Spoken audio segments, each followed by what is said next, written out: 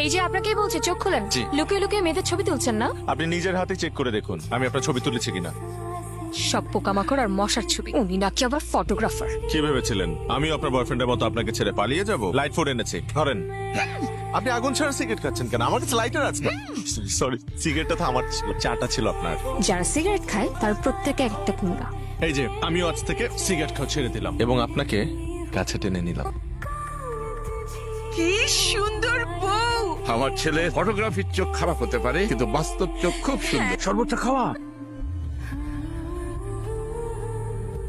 বিয়ে করে এসছো না, খালি হাতে যাওয়া যাবে না। আমি তো খালি হাতে ঢুকছি না, ওকে সাথে নিয়ে ঢুকছে। টাকা না দিলে ঢুকতে দিব না। আমার কাছে 2000 নাই, 400 আছে।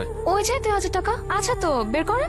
এখন না বুঝতে পারছি জানেন, আপনি কারো হালকা খাবারের কথা বলে চা আর বিড়ি নিয়ে আসছিলেন। না না, আমি কিন্তু আপনার জন্য ভারী খাবারই আনতে গিয়েছিলাম। বিস্কুট, দাড়ি পাল্লায় মাপলে 4 থেকে একটু হলেও তো ভারী হবে।